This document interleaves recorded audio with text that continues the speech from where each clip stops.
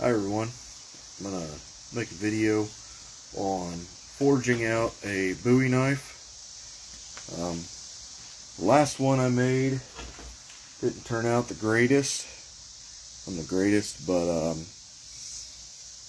forged this one out of a piece of leaf spring.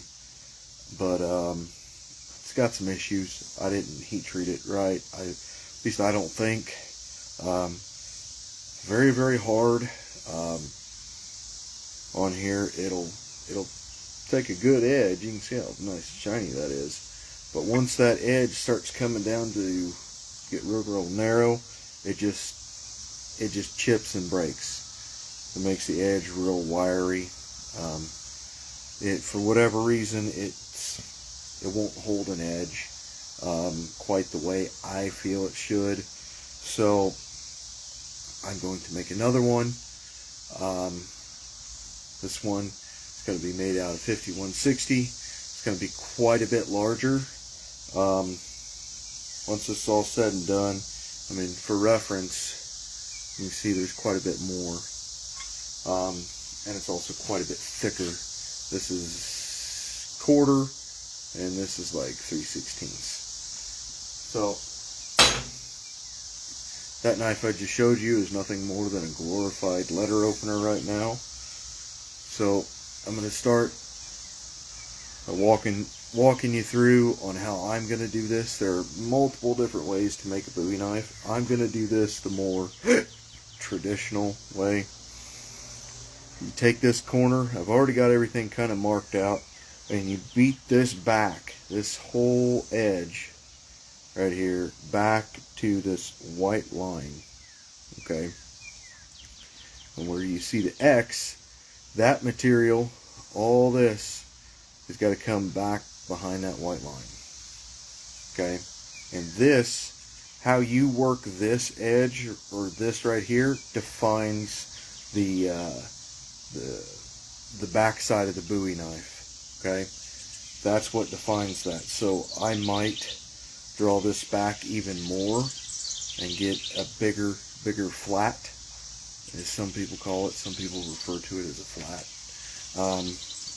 You gotta heat this up, beat this back, and then at that point, this down here will be the edge of the Bowie knife. It's gonna be pretty simple, pretty straightforward. There's a lot of material here to move, and it is not going to want to cooperate any way, shape, or form.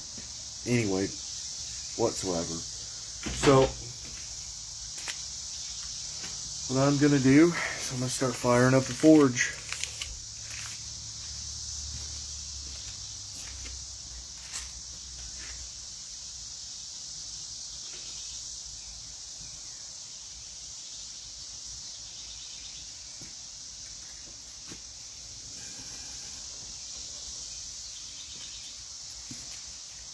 If anybody's interested in any of the stuff I've posted up online, everything's still up there. It's still for sale.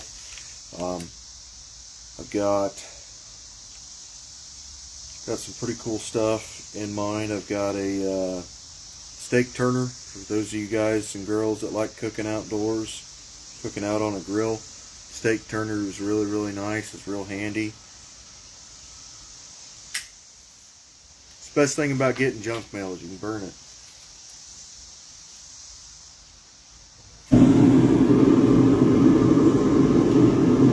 Alright, we'll let that get going.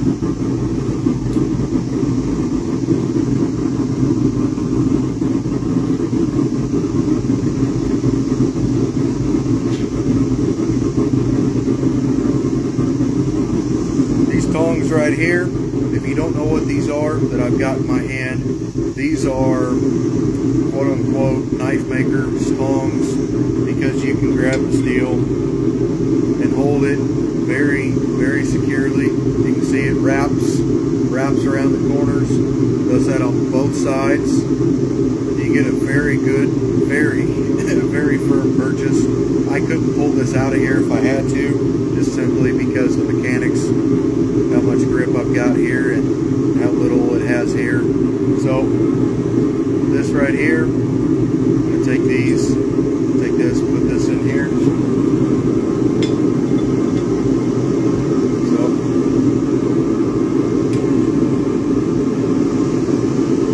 let that sit.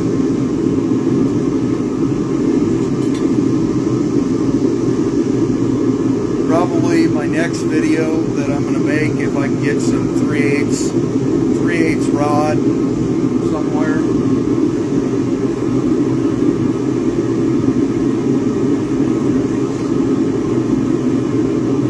If I can get some 3/8 rod, this right here, this fancy tool right here is a nail header. So I'm going to make a video on how I make some nails. This is actually a pretty fancy nail header. I bought this one. I did not. Didn't make it. It is blued steel, which is kind of nice. It's got a real good finish to it. This right here is something I made for myself. This right here is called a steak turner. I like eating a lot of meat, a lot of steak. And this just got a real basic, real simple handle. The thumb piece is offset, and it's offset for a reason. So that way, when you got this in your hand and you go to grip it, okay, your fingers go right there. Well, your thumb goes to come down and rest on that. Okay. So how these work? It's just like a kind of like concept of a hay hook on a farm. You literally just hold it like this, stab down into the steak, turn, and pick it up, and then swing it back down, and then unhook it. That's pretty nice. I've never dropped a steak using one of these, so these are really, really nice, and they're really fun. They're a really fun little project.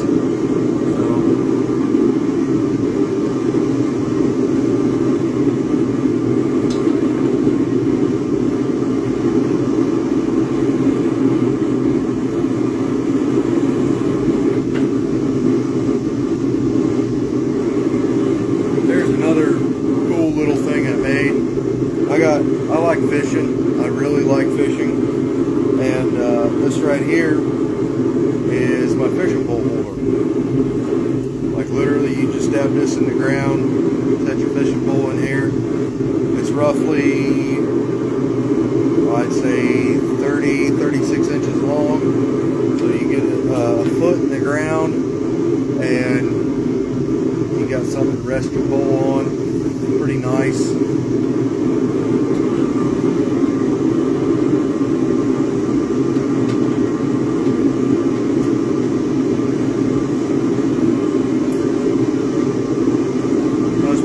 Enough to be able to pick up some more brass rod. It's pretty nice. You see on here, I just did a 3-pin, only 3 pins in there. I would have liked to have done a coffin style where it comes around the edge. I think that is so cool to be able to do that.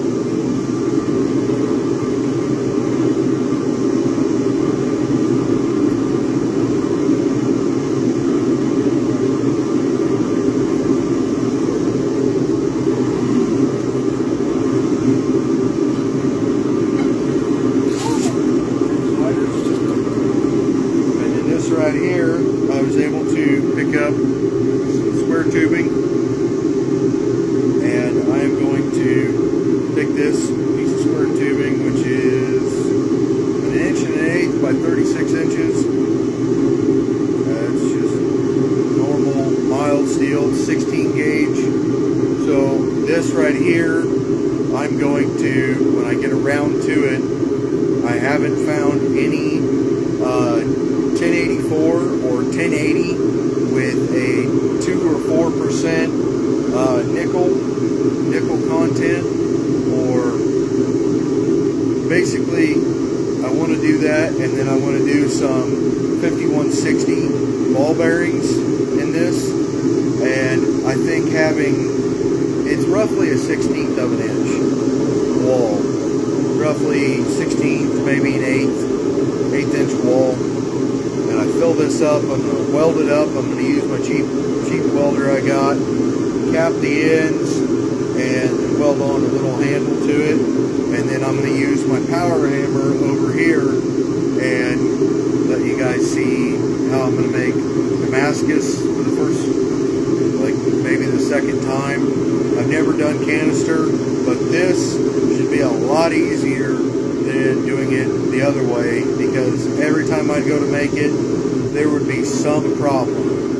Okay, I'd get a D-lam, I'd get a stress fracture, you know, nothing would want to work the way I wanted it to. So if I create a zero oxygen environment, in theory, I should just be able to, you know, get everything to forge the way it should.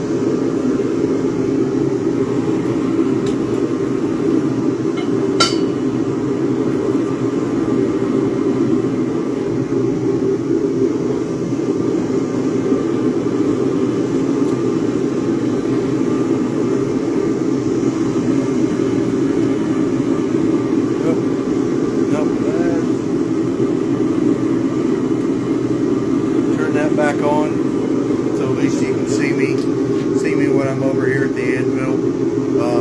I got a little bit of a different angle. This right here, you can see right over there, that's my forced air forge. I really don't want to turn that one on because it gets really hot in here. It's already kind of hot in here standing next to this. This one gets pretty hot, but not as nearly as hot as the one over here behind my shoulder. Like, yeah, I mean, it's from like 0 to like 2,700 degrees in like no time flat. It's just a matter of minutes. Check this.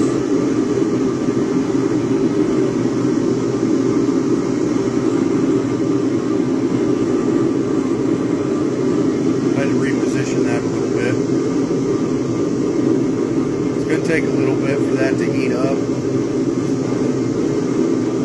was hoping to have this in and done here in a little bit. Let's see how long this is going to take me. I haven't forged a Bowie knife quite like this. I've always done, you forge out your clip down in your point and then curl your edge up, and then I just took everything over to the grinder at that point and then ground everything to shape. But I kind of see if I get everything forged to roughly 60, 70, or potentially even 80% of the way done, I don't have to do that much grinding, which is absolutely freaking awesome. At some point in time, I am going to have to turn off this light. I got to turn it off to make sure I'm looking at my colors right on the steel. Because 5160, I don't want to induce what's called a stress fracture. Damn, I can't speak. Anyway.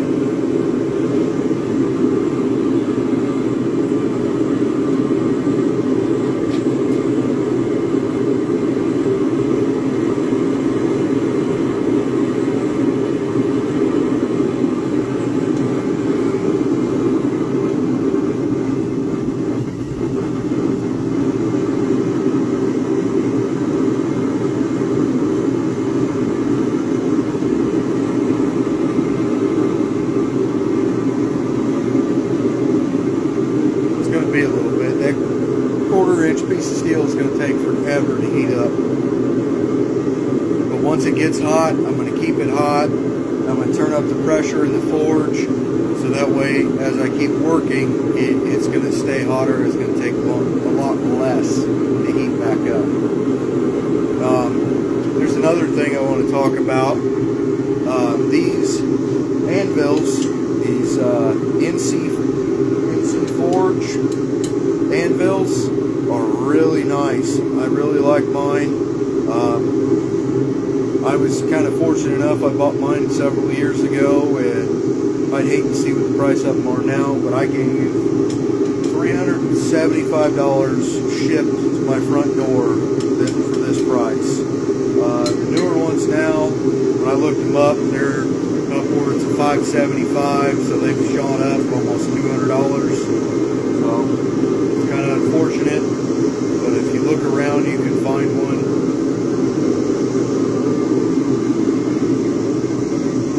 Another must-have, you're going to get into blacksmithing, is get yourself a good wire brush. These things are really freaking aggressive.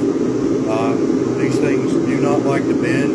It's for smacking the scale, cleaning your scale off. I always just keep this thing right here.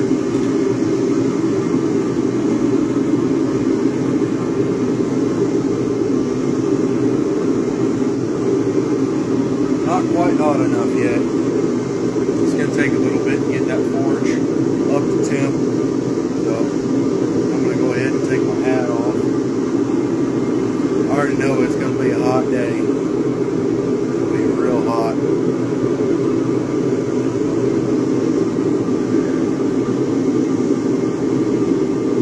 So I hope everybody else is having an awesome day. Just got done mowing the yard, got everything all cleaned up. It's kind of nice to get off of work early. Still have the whole afternoon to go out and do stuff.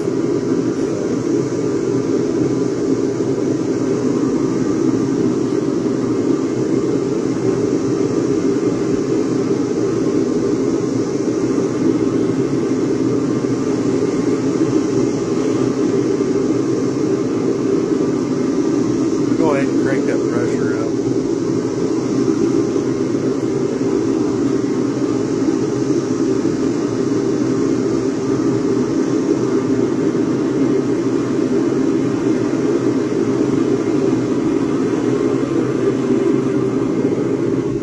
Now on these, you don't really want to go, you want to go about anywhere from basically 5, right around 5 psi, plus or minus 2 is a good principle to live by with these forges.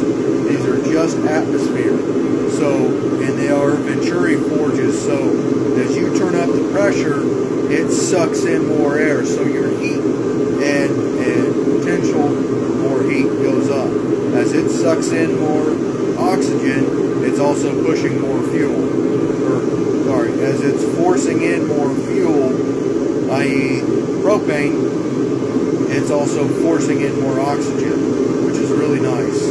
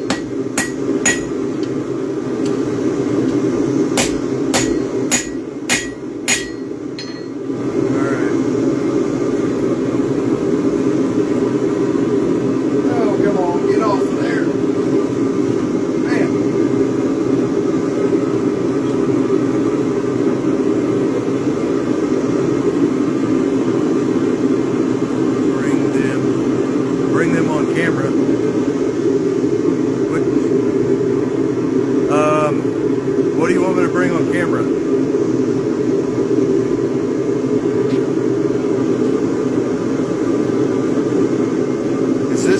Is me forging not in the shot?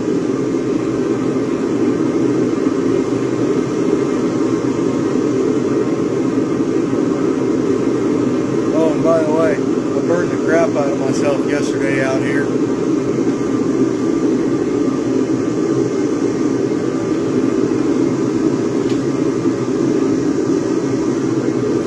Talking about the knife. Is that what you want back on camera?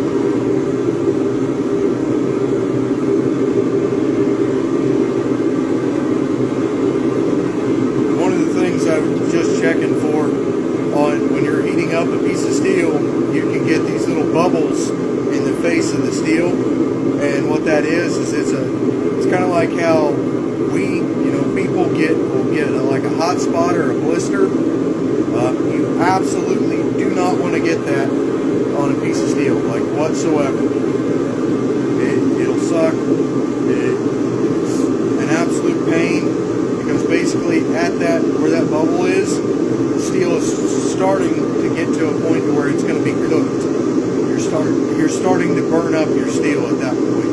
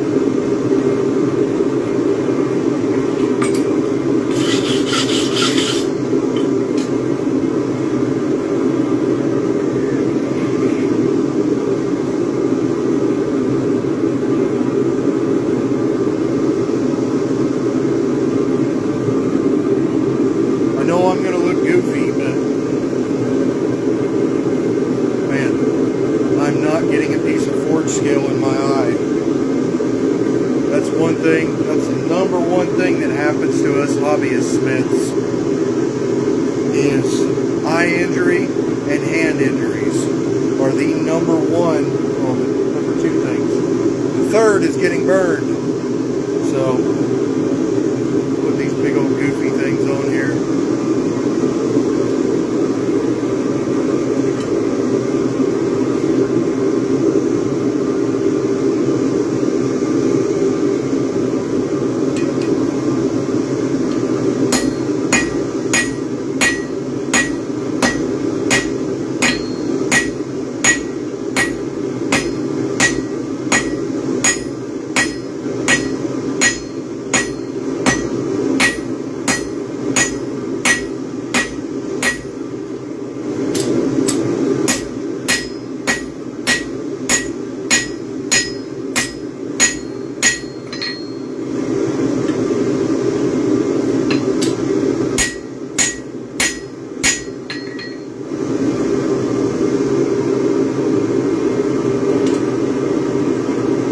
Another thing, 5160 steel,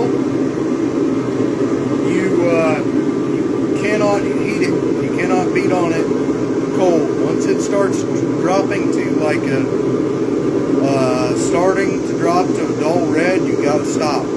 Otherwise you will crack that and it'll be no good. No good whatsoever.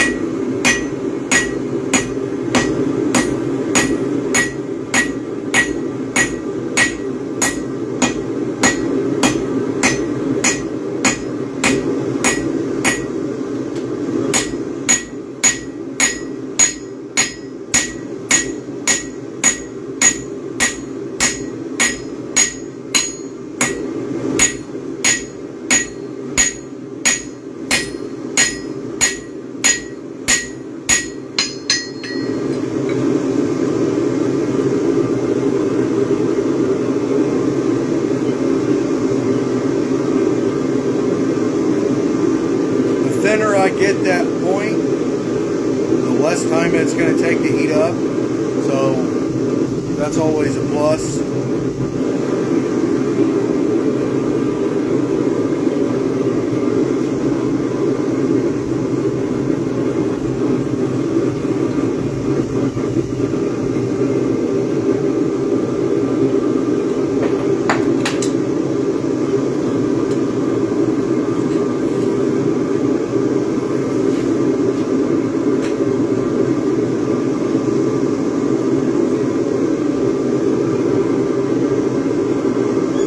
That's why it's good to always have concrete floor.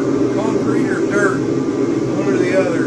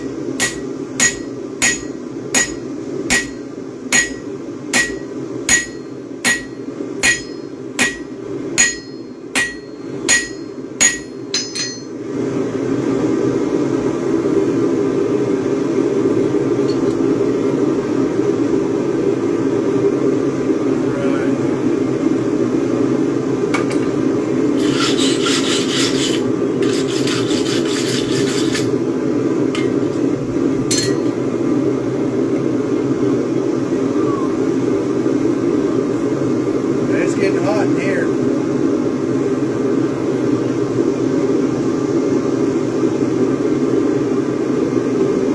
Oh, heck.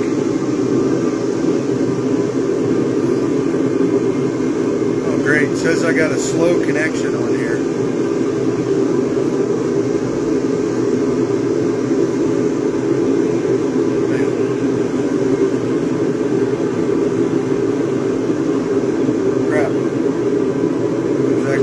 Fix that.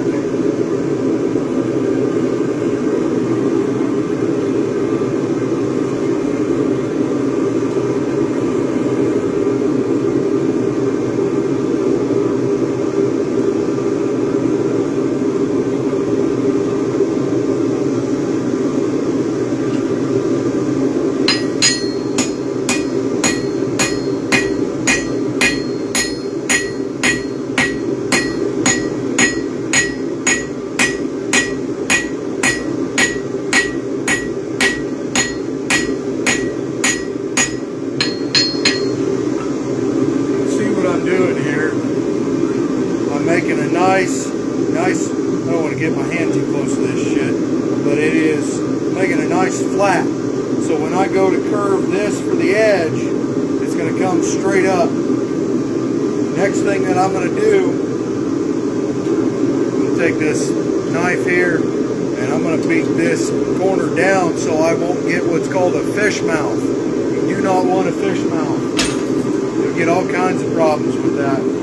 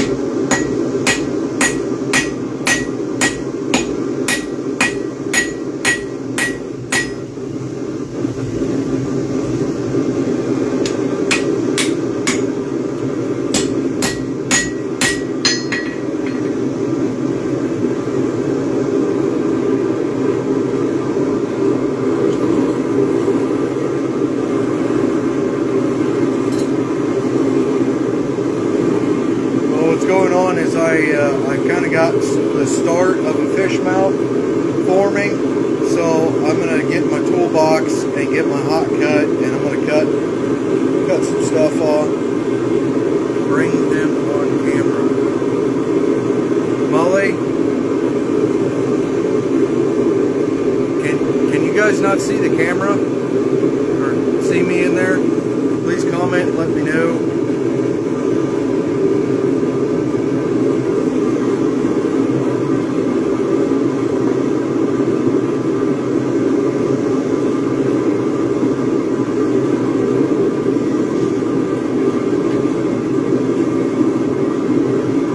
Can you see the anvil just fine in the forge?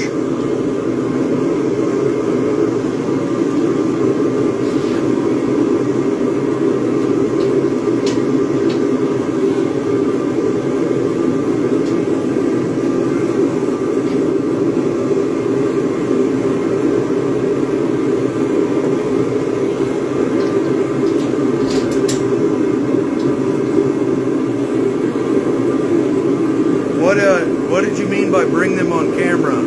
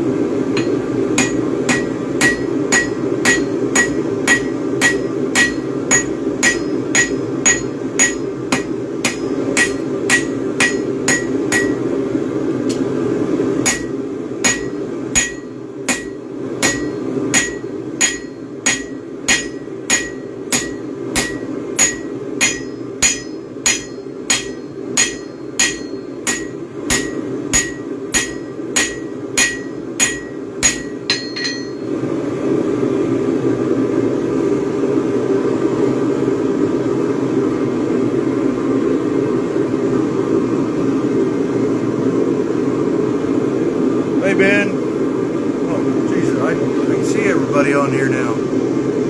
Hey Ron. Hey Molly. Oh.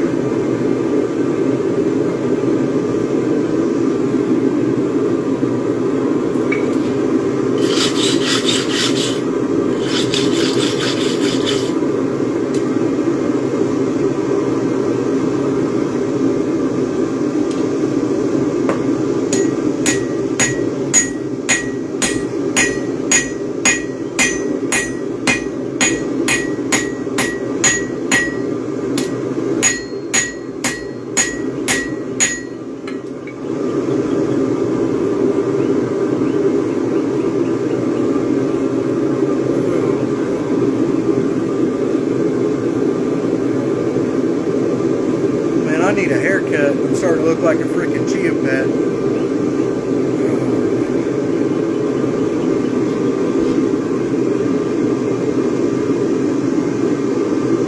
Molly, when you get back up to the house, I got a TV show I'm going to watch.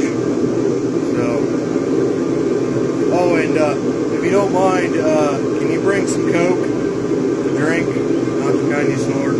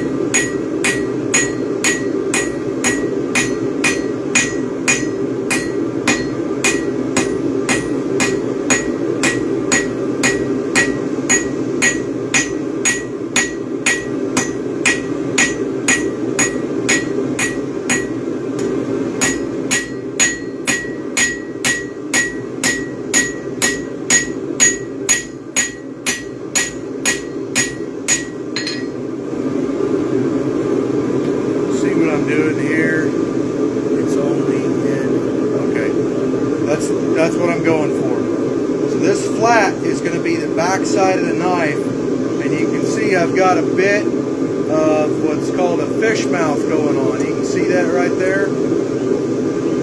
So what I'm going to do is I'm going to take and I'm going to chop that off basically.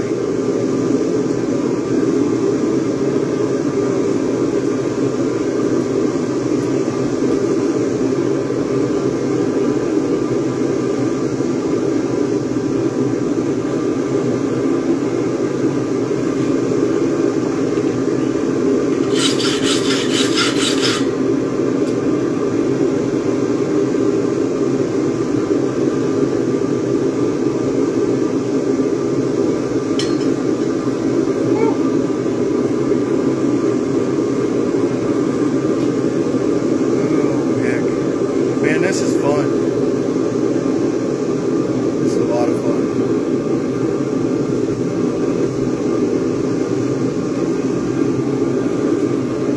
And when I go to do my bevels for the Bowie knife, when you've got your flat surface, you want to hold your piece of your work piece at an angle a little bit when you're hitting down. It'll sandwich it to one side and you'll get a bevel going. And as that metal gets pinched, it does two things. It lengthens in all directions, 360 degrees, and it forces and pinches the steel. It's kind of like the same concept of when you roll up a sandwich bag, trying to force out all the air. It's kind of the same concept. Only this point in time, you know, I'm just going to be curving the steel. I don't think I'm going to be out here too much longer. It's getting pretty hot.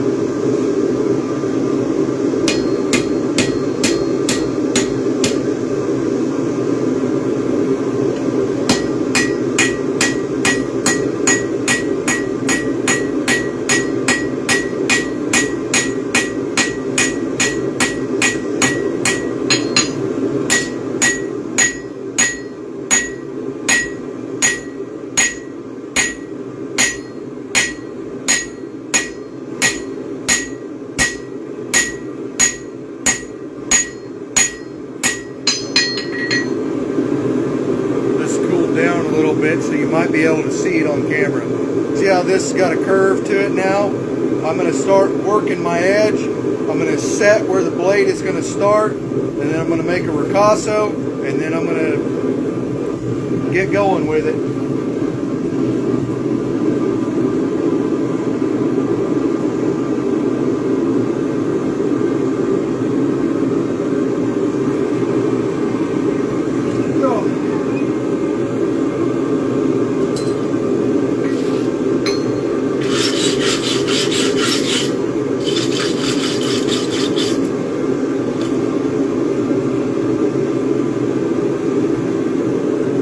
The hammer that I have here, it's nothing special. It's just an Amazon hammer.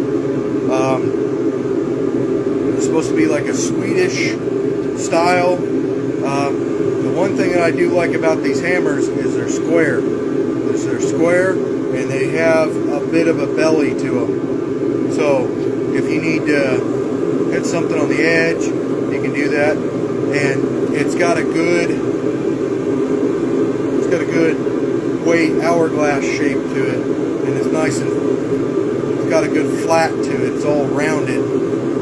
Some people, I prefer a square handled hammer as opposed to a round one any day of the week, and I prefer no finish whatsoever. And the reason for no finish is that varnish will tear up your hand real bad.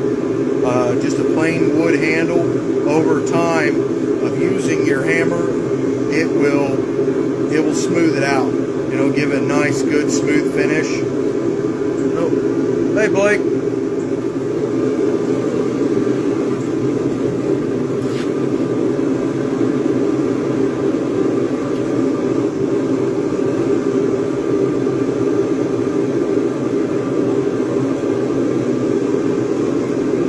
So I'm going to make it a point to make at least one forging video a week, whether it be any time. I'm gonna try and do it every Sunday evening. I'm gonna try and make it consistent all the way across the board. I've kind of gotten lax on that. I've been busy with a bunch of stuff, got a bunch of things going on, so.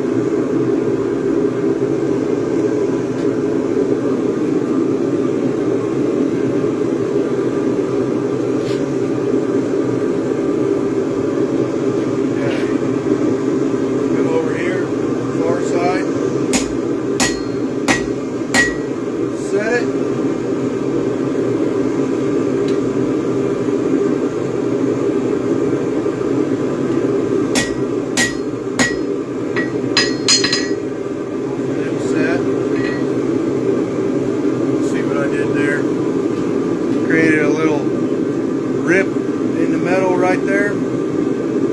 So that's going to be the shoulder, and then this is going to curve up. This is going to be roughly a 7.5 inch blade, if not more.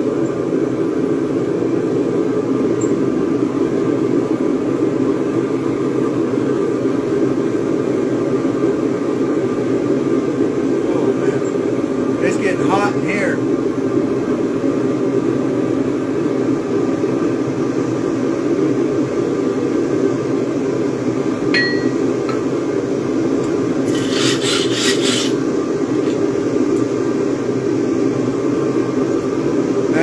Another good tip is keep your forge closer to your anvil, okay? Because your anvil, it's a big chunk of steel, it's going to suck the heat out of it, much like if you were to lay a hot piece of steel down on concrete. It's going to suck the heat right out of it in just a matter of minutes. So you got to keep your anvil nice and warm. That's kind of a pro tip I had learned from someone somewhere at some point in time, I forget when, but it's good practice to have. You just don't want your anvil getting above 200 degrees, because once you get above 200 degrees, you start softening some types of steels. So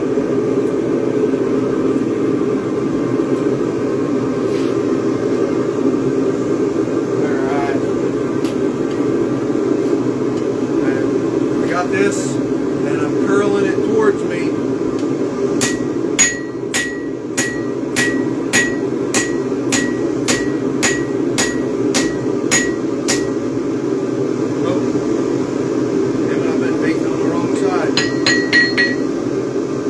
Caught that before it got any worse.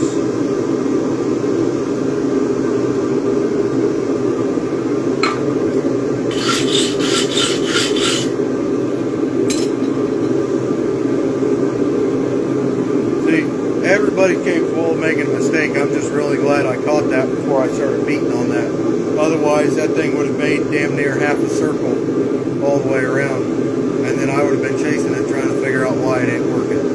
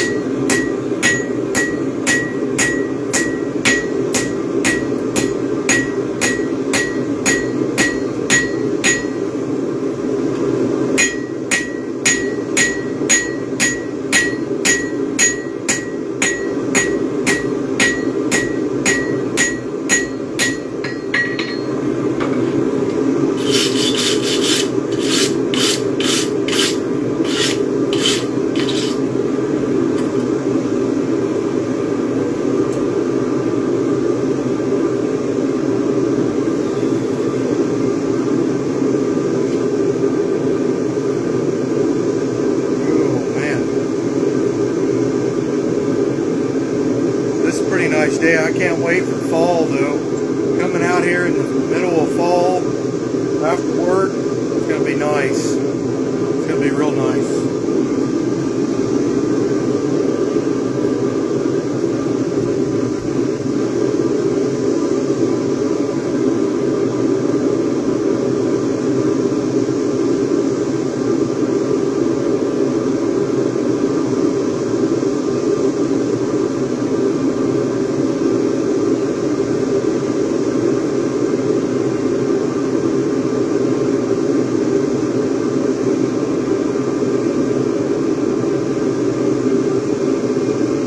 Taking forever.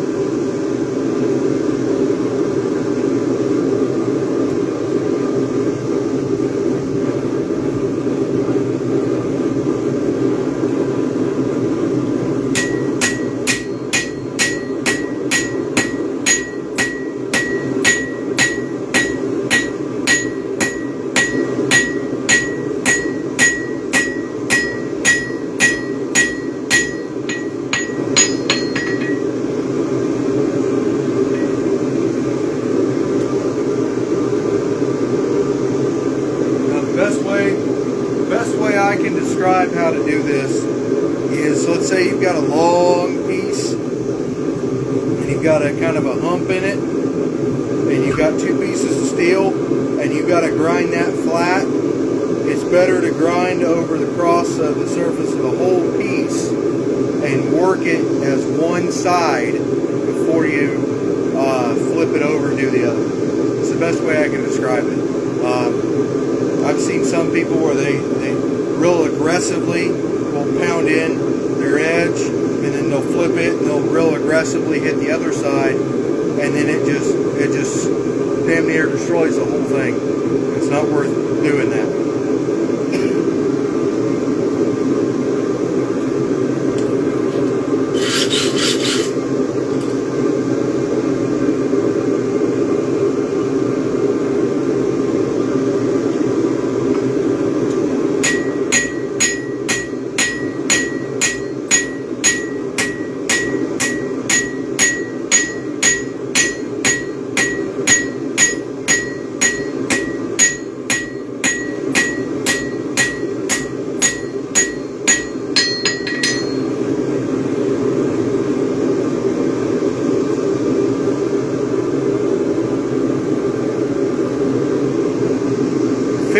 160 is a type of steel that does not like to move, and you got to keep it hot.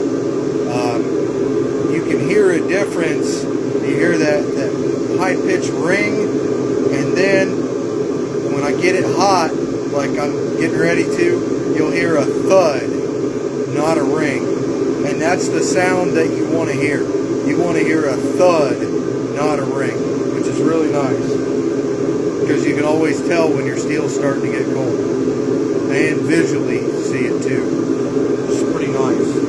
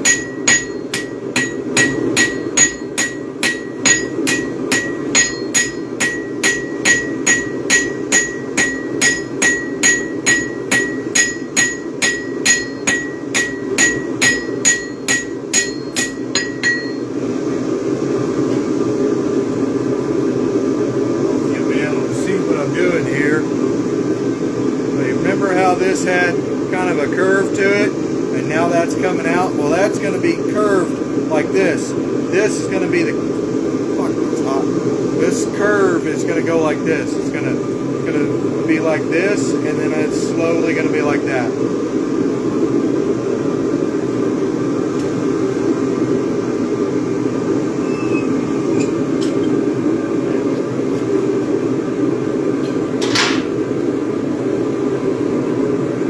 Another pro tip is always keep a water bucket nearby, preferably metal if you can.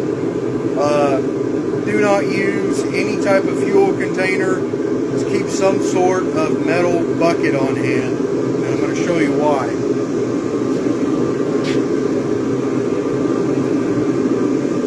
These right here got very, very hot. I just pulled these out of something that is a stainless steel bucket. You can see right here at this joint, it's already dry from how hot it was, and now they don't squeak anymore. So that's a really good pro tip.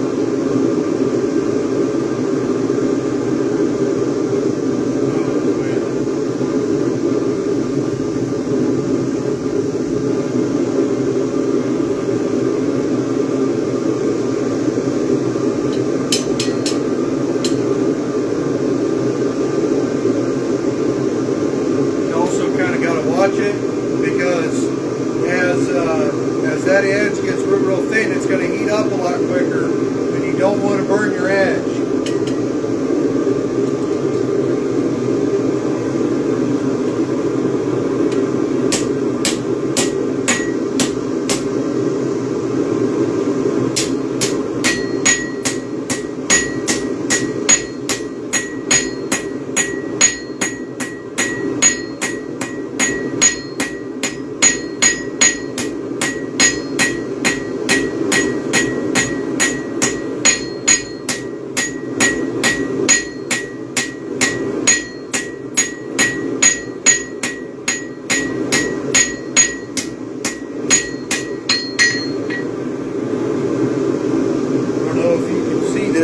camera, and it's hot.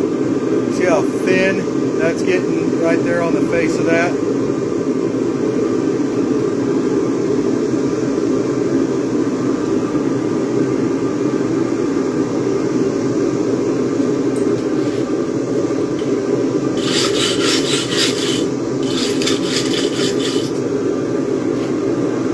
Woo! Hammer handle's getting nice and warm.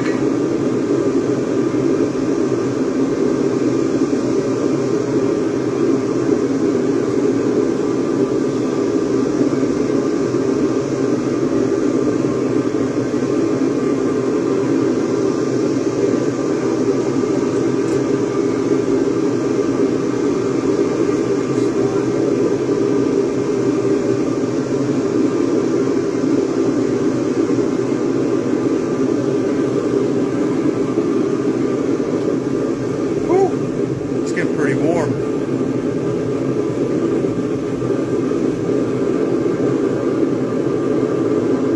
Need to get me a haircut. Got that Alex Steele freaking haircut going on. Freaking, his is usually like straight up.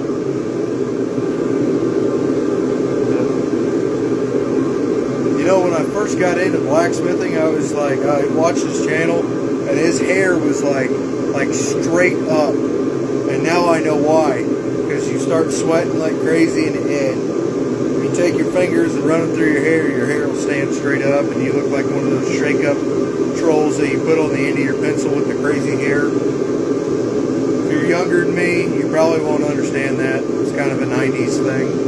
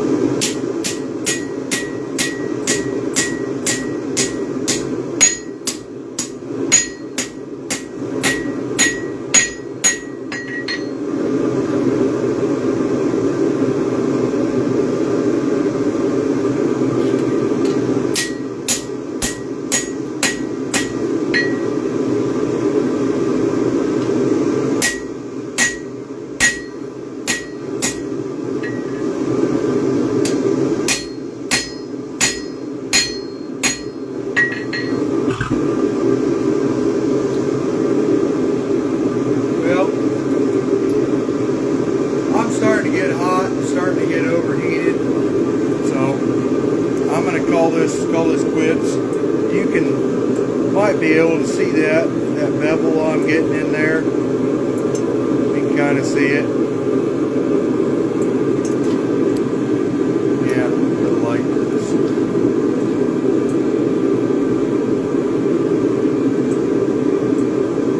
You can kind of see it.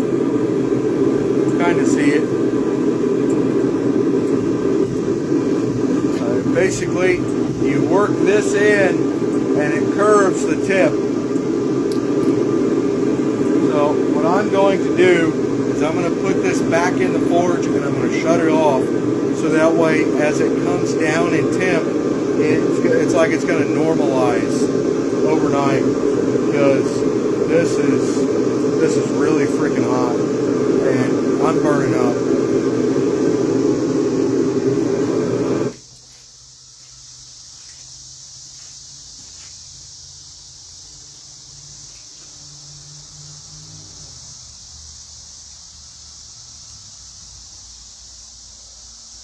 Closed that off.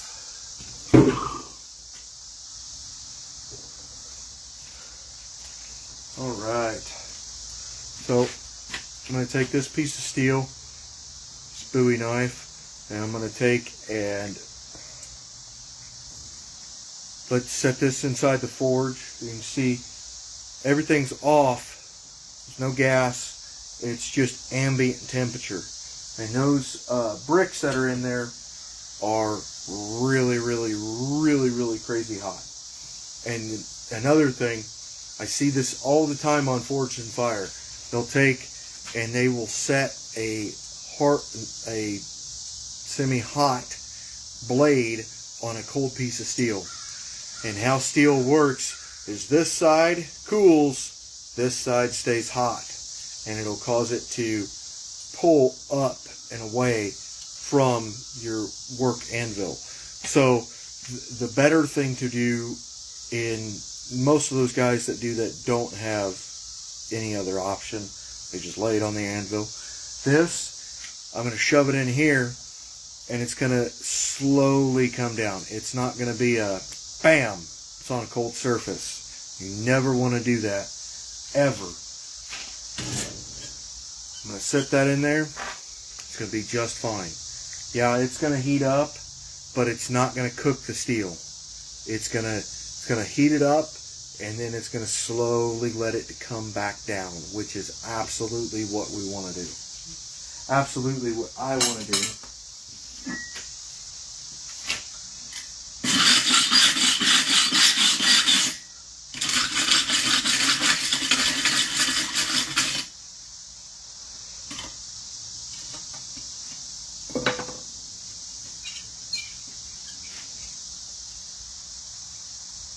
This is just something I do. I always coat my tools, and then I will take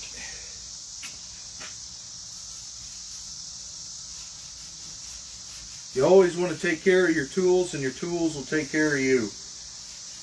Always.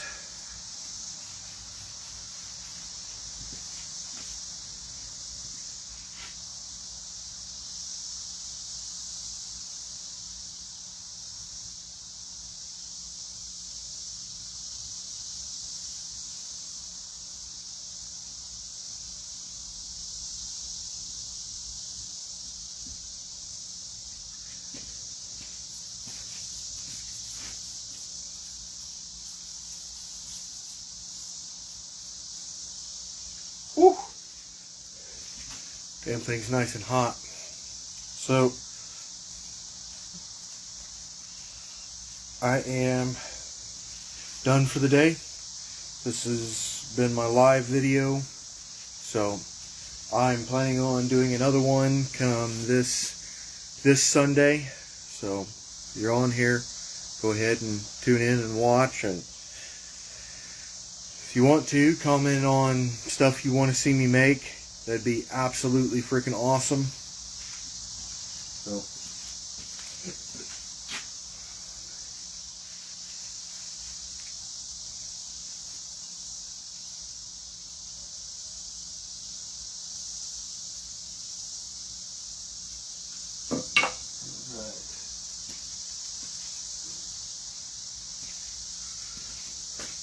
get off of here, y'all.